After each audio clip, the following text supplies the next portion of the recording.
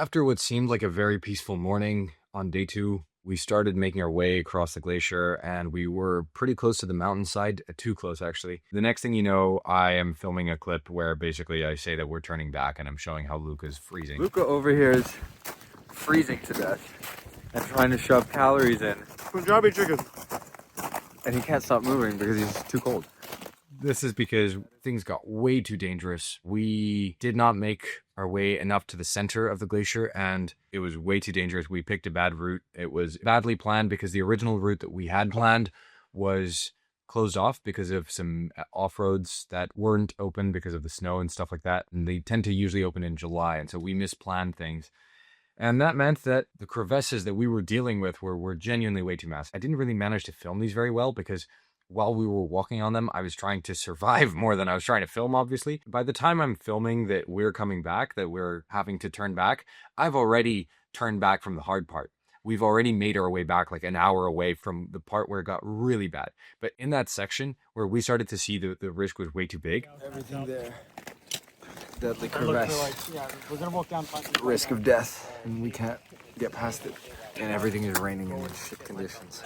I'm talking, like there is a ledge that's the width of my boot, and on either side is a death drop. That's the kind of thing that we were dealing with, and we were not roped up. Even though we did have rope, we didn't have anything other than the equipment to rope ourselves to each other. It was getting way too dangerous, and we weren't making fast enough progress. We were also just way too slow as a group. A couple of the guys didn't train enough. They couldn't keep up very well, and when you're tired, you make more missteps, and so genuinely, it would have been a death trap for some of them. I was at the very front for that last part, and so I saw the most dangerous parts, and there's no chance that we could have made it across that safely with some of the guys who were really exhausted. In the end, unfortunately, that's what made us turn back. This is the situation. We're all heading back down that way. Game over, man. Completely game over. Oh my god, don't die on video. Not game over like that. The videos really don't show it, but it was getting incredibly dangerous. There was ravine on either side of us at very small ledges. We couldn't make it across the different ravines. It was a mix of kind of badly picked routes and also just us being too slow.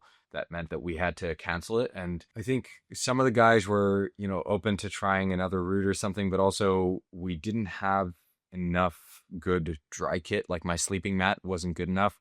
For example, the tent also, one of the tents wasn't really great, the one that I was sleeping in, unfortunately. So everything was getting wet as well. And bear in mind, nothing dries on ice. It's ice underneath. It was raining on top. It was just everything was getting wet and very cold, and nothing dries in the cold. In general, it was a complete mess. That is why we had to turn back, even though my videos failed to show that.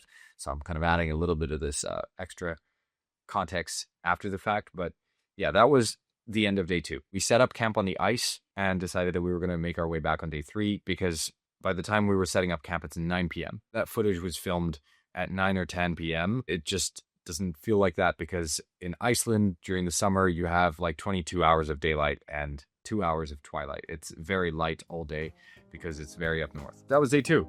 And unfortunately, it had very bad news for us, but the decision had to be made.